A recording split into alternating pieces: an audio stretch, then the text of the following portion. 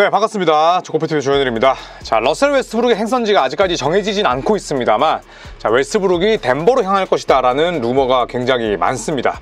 자, 그래서 뭐 삼각 트레이드 루머도 있었고, 그리고 또 니콜라 요키치가 웨스트브룩을 굉장히 원한다, 또 이런 이야기도 나왔었는데, 자, 과연 웨스트브룩의 다음 팀은 어디가 될까요? 자, 어느덧 러셀 웨스트브룩은 좀 저니맨이 돼가는 느낌이잖아요. 오클라호마 시티 썬더에서 아주 훌륭한 프랜차이즈 스타로서 활약을 했습니다만, 이후에 휴스턴, 그리고 뭐 LA 레이커스, 그리고 또 LA 클리퍼스, 그리고 또 워싱턴까지 너무나 많은 팀들을 또 돌아다니고 있습니다. 이제는 6번째 팀이 확실해 보이는데, 자, 과연 러셀 웨스트브룩이 덴버로 간다면 핏이 맞을지. 자, 일단 LA 클리퍼스와 웨스트브룩은 결별이 거의 확정되어 있습니다. 러셀 웨스트브룩은 이번 여름에 플레이 옵션을 가지고 있었습니다. 그래서 옵트아웃을 하면 FA로 풀리는 상황이었고, 옵트인을 하면 결국 클리퍼스 잔류가 유력해 보였습니다만, 옵트인 이후에 결국 결별을 확정을 했다고 하죠. 자, 그래서 옵트인을 한 이유는 트레이드가 돼서 본인이 원하는 우승 후보, 플레이오프 컨텐더 팀을 가기 위함입니다.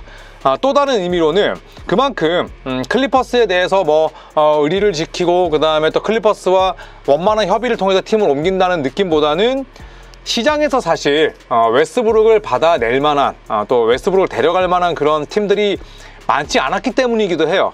그래서 옵트인을 하고, 즉 잔류를 선택하고 나서 그 다음에 트레이드를 노리고 있는 거죠. 전력이 굉장히 강한 팀들 가운데는 웨스트브룩에게 400만 달러, 3일 이상을 줄 의향이 있는 팀들이 없었다고 봐야 되고요. 그 다음에 만약에 웨스트브룩이 정말 덴버 너겟츠를 원했다면 옵트아웃을 하고 FA로 풀린 이후에 뭐 미니멈으로 이렇게 또 합류를 하는 방법도 있었겠습니다만, 그걸 또 웨스트브룩은 원치 않았던 거죠. 자, 그래서 뭐 지금 샴주도 이야기를 했습니다만, 러셀 웨스트브룩은 현재 덴버 너겟츠 행이 가장 유력하고, 그리고 클리퍼스와 러셀 웨스트브룩의 이별은 확정적이다 라고 이야기를 합니다. 자, 그래서 보시면 지금 조코비치와 함께 또 사진을 찍었잖아요. 근데 조코비치와 니콜라 요키치는 같은 세르비아인으로서 아주 또 가까운 친구 관계이기도 합니다. 그래서 이 두 명이 또 사진을 찍고 나서 그런 소문이 증폭이 됐었는데, 단순히 니콜라 요키치가 웨스트브룩을 원한다는 게 루머는 아닙니다. 왜냐하면 이 덴버 너겟츠의 내부 사정을 모두 다 알고 있는 인사이더가 있습니다. 이 해리슨 윈드라는 양반이 무슨 얘기를 했냐면, 니콜라 요키치가 웨스트브룩을 굉장히 영입하고 싶어 한다. 그래서 물밑 작업을 하고 있다. 이런 보도를 냈었습니다. 자, 니콜라 요키치 하면 덴버 너겟츠 그 자체이고, 그 다음에 지금 덴버 너겟츠의 팀 운영 자체가 마냥 좋냐라고 묻는다면 저는 아니라고 말씀드릴 수 있어요. 왜냐하면 자, 덴버 너겟츠가 물론 굉장히 마켓 규모가 적은 그런 구단이긴 합니다. 그리고 연봉이 꽉 차 있죠. 요키치, 저말 머레이, 마이클 포터 주니어만으로도 살림살이가 터져나가요. 이런 상황에서 지금 첫 해 우승하고 나서 브루스 브라운, 제프 그린이 잃었죠. 그리고 올여름에 결국에는 캔타비어스 칼델 포프가 떠나갔습니다. 자, 그리고 레지 잭슨도 트레이드로 내보냈죠. 그러다 보니까 가드 자원이 없어요. 크리스찬 브라운은 캔타비어스 칼델 포프 자리를 채울 수 있긴 합니다만, 이렇게 됐을 때 지금 벤치만 놓고 보자면 레지 잭슨 나갔죠. 그 다음에 크리스찬 브라운도 결국 주전으로 올라섰죠. 가드가 없어요. 이런 상황에서 결국 웨스트브룩이 합류한다면 니콜라 요키치가 원하는 그런 경험과, 그 다음에 식스맨 혹은 세븐스맨으로 뛸 수 있는 그런 좋은 베테랑을 데려오는 셈이 되니, 덴버 너겟츠 입장에서는 웨스트브룩이 상당히 구미가 당길 수밖에 없죠. 자, 반대로 이 덴버 너겟츠는 계속해서 전력이 약해지고 있습니다. 그리고 팀은 또 여러 가지 실수를 하죠. 대표적인 게 지크나지와의 연장 계약이었어요. 지크나지가 보여준 게 있나요? 없습니다. 그런데 물론 뭐 LA 레이커스의 테일러 홀튼 터커급은 아니지만 지금 거의 뭐 그에 맞먹는 제한급 계약이다라는 평가를 받습니다. 자, 그렇다면 지크나지를 처리할 수 있을까요? 그냥 덤핑은 안 되죠. 픽을 붙여서 팔 수밖에 없거든요. 자, 그렇기 때문에 지금 덴버 너겟츠는 완전히 샐러리가 꼬여 있어요. 여기다가 이번에 루키로 뽑은 데이런 홈즈가 결국에는 아킬레스건 파열 때문에 루키 시즌을 뛰지 못합니다.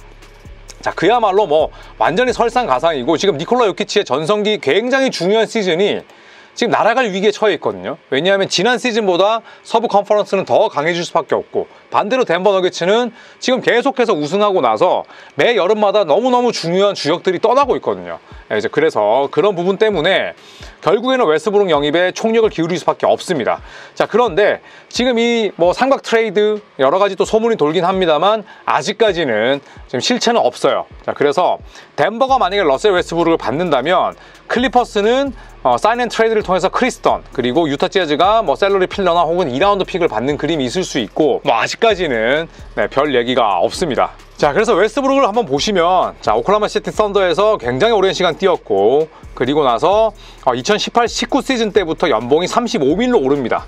자, 하지만 이때부터 계속해서 팀을 옮기죠. NBA 역사상 한 번도 없었습니다. 이 정도 금액을 받는 선수가 매 시즌 팀을 옮긴 MVP 출신 혹은 이 정도 규모의 연봉을 받는 선수는 아무도 없었어요. 자, 그래서 2018-19 시즌이 썬더에서 보낸 마지막 시즌이었고요. 19-20 시즌 때 휴스턴 갑니다. 그리고 20-21 시즌 때 워싱턴 가죠. 41밀 받고요. 21-22 시즌 때 르브론 제임스의 또 영입 희망에 따라서 러셀 웨스트브룩을 라펠링카 단장이 데려오지만 엄청난 악수가 돼버리죠. 44밀을 받게 되지만 제 몸값을 전혀 못 해줍니다. 자, 그리고 나서 유타 재즈로 팀을 옮겼지만 유타에서 뛰진 않았고요. 그리고 나서 절친했던 폴 조지의 리크루팅에 의해서 LA 클리퍼스로 갑니다. 클리퍼스로 가서 2022-23 시즌까지는 괜찮았어요. 플레이오프에서도 맹활약을 했고요.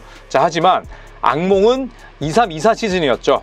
결국 제임스 하든이 오면서 웨스트브룩은 벤치로 내려가게 됐고, 플레이오프에서는 완전히 엉망이었습니다. 정규 시즌 기록 보시면은 뭐 11득점, 5리바운드, 4.5어시스트.